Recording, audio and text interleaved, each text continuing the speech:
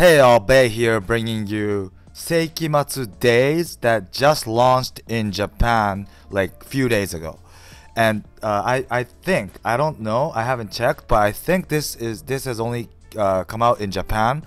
And I don't know if this game will be launched in other countries around the world, but this is so far very fun, and I'm really enjoying it. So I decided to do an English quick walkthrough so that maybe for those who might be interested, might want to pick it up.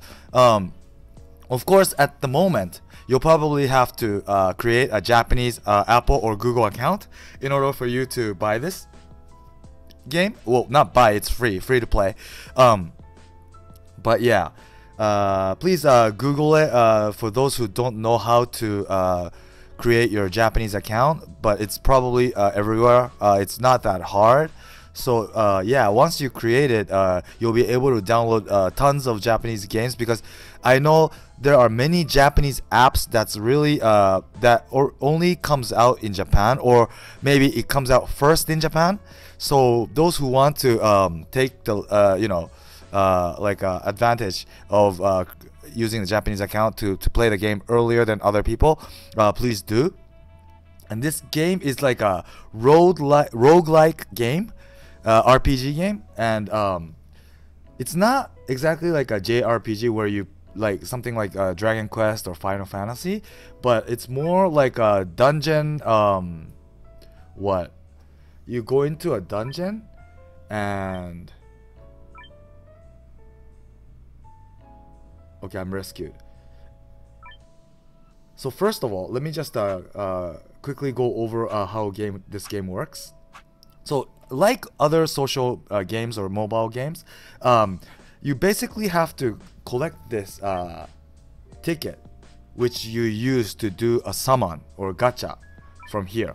Okay, and then you have to be able to get a good character, 5-star character at max. That's the max rarity. So by getting these gacha characters, you make your party, right? And there are several types of characters. This girl is like a tank type of character who has a high defense and who could support other party members by using its skill to like give like very strong shield, so that you'll be resistant to all the enemy attacks. Or this girl is like a sniper type of character who could shoot from far away with a gun, and this girl is like a medic. Yeah, so you could cure your party, which is gonna be super important in this game. It's like the most important job in the game. Yeah, it's like a must-have character in a party. So yeah, so by doing a gacha, collecting these tickets and doing a gacha, that's how you get a strong character. And then you go into a dungeon to level these characters. Yeah, and not only that, but you could go from here and use this one, an item, to raise the character as well. Like for example, I don't know if I have, yeah, these are the items to give EXP so that you could raise their level right here. So I think the way it works is you could only bring 3 characters in a dungeon at once, right? So I think your main characters will be raised by going through the dungeon, but your other characters won't be raised because you're not going to be able to use them, because you can only use 3 at once, right? So I think what you should do is raise these characters that you're not using normally by using these items, because it's gonna be important to raise more than 3 characters, because in some dungeons you'll need to use other job type. So it's always good to have several variety of job type characters to be raised, so that you could change your party members per dungeon. Yeah, and also there is a weapon or equipment function here. So normally in many mobile games, equipments are also obtainable from gacha or summon. But in this game, what's good is summon is only for characters, and these weapons or equipment are to be created, crafted. So what you do is you go into dungeon, pick up all the items that's in the dungeon, right? And then with these items, you create your own weapons or equipments or accessories. So it's good. It's really good. That's the way to really strengthen your character. And then if you successfully create some weapons, let me just create one to give an example. So let's create a weapon of this type, this job type. Okay, I don't have enough item, so let's see if I have anything. No, I don't have enough. And I think I haven't done a lot yet, so I don't know for sure. But there's several types of dungeons. So first, this is the story mode, right? And you could change the difficulty level. And it's gonna be, this game is really hard, by the way, so it's really fun. For hardcore gamers, it's really fun to play. Okay, so by moving on to by clearing all these stages, you'll be able to know the story, which is fun if you understand Japanese, that is. And if you press the tab right here underneath, there are event stages as well. So on Tuesday, you could collect this red stones, which I think you need to craft the equipment for, I don't know, some equipments that will need these red ones.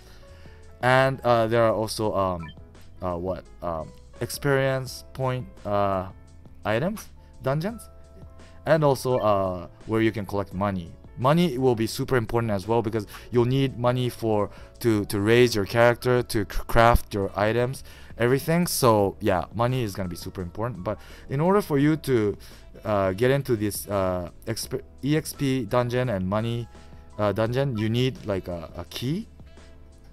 Yeah, 1 key for this level, 2 key for this, 3 key, etc. So yeah, in order for you to collect, you need to collect some keys right here on top.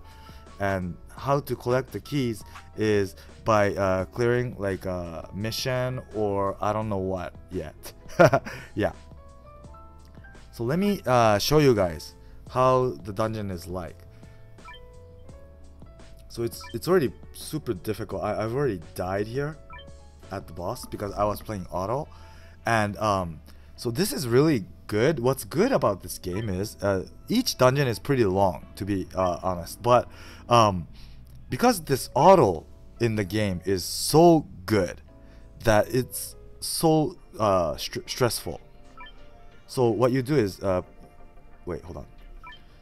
You press this button, hold this button, and then you flick up, and then it'll go auto. And you could set up your auto if you go to the option and game setting right here.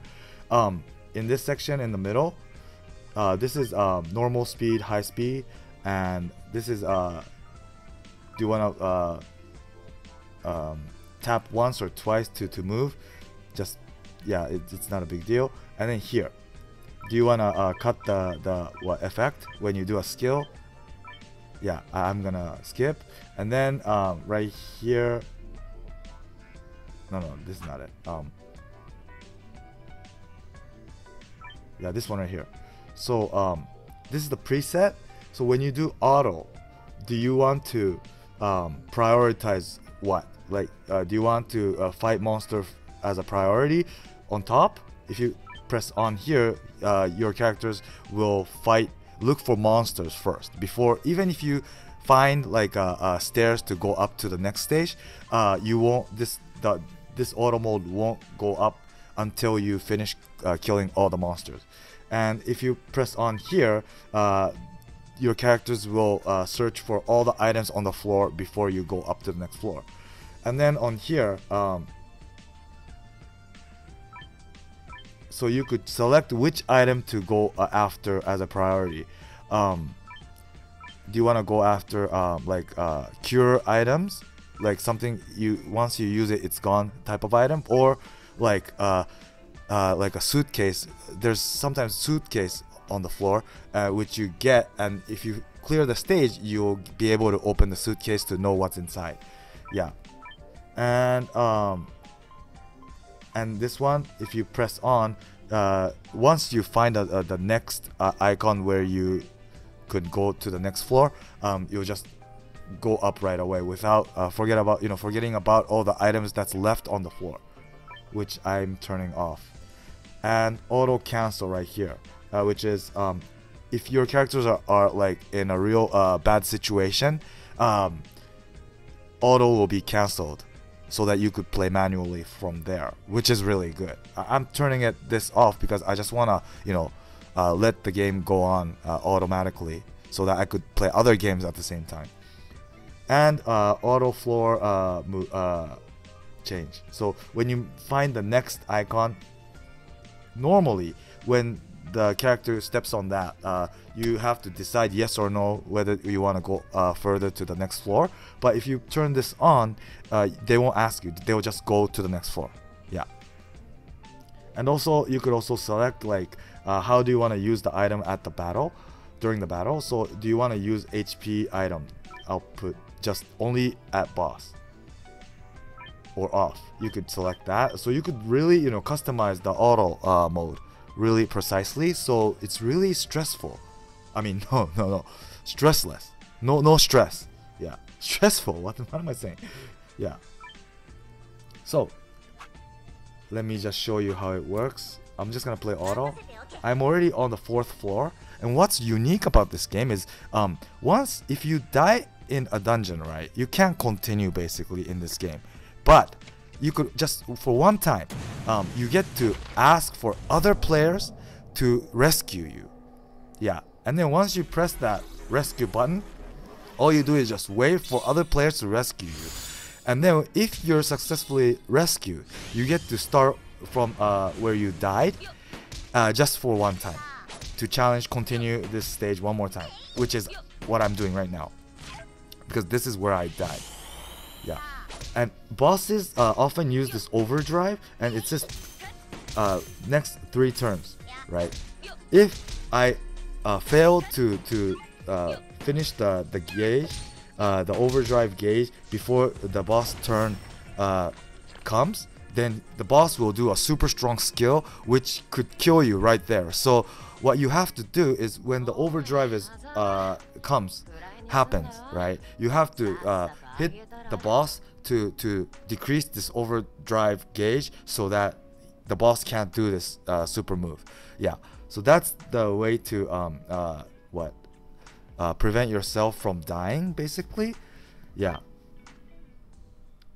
So it's really hard to explain everything but just by orally, but please, for those who are interested, pick up this game, try it for yourself. It's all in Japanese, that's the bad thing for you guys, but it's really worth the try. It's really fun. It's really fun for me. Yeah. So it's a solo game basically. There's no PvP, there's no like multi, but like I said, there's this rescue function which is very unique right here on this tab. So on the other way around, I could also rescue people who die. Yeah. So by rescuing, if I successfully rescue this guy, I get to obtain this ticket, which you could use to do a special summon right here. And out of this summon, I might have the chance to get good characters or like evolving item, which is important in the game. So it really makes sense, it makes us wanna rescue others. Yeah. So please do. It's called Seikimatsu Days. It's if you translate that in English, it's decadent days, I guess. Yeah, it's like end of the century days. Yeah. So it's really fun, unique feature. It makes me feel like I'm playing a game, which I don't feel for some games for mobile. It makes me, for some games, I think many of you have experienced this, but it makes me feel like I'm playing the game because I want a summon, It's the other way, it's supposed to be the other way around, I think. And this game is really good in that sense. So for those who got interested in this game, please do create your Japanese Apple or Google account, and I think it's on the top of the game section because it just launched like a few days ago. Yeah, it's a really fun game. Yeah. So I hope you liked the video. Please do subscribe for those who haven't yet. I'll be doing some introducing these Japanese games that's not released globally yet, so that for those who want to pick it up, although it's in Japanese, and because you're interested, or you know that it's coming global but Japanese, it came out in the Japanese market first, you might want to pick it up first to you know, play before everyone else. Yeah. So please do subscribe and stay tuned for my future video. Thanks for watching, and bye.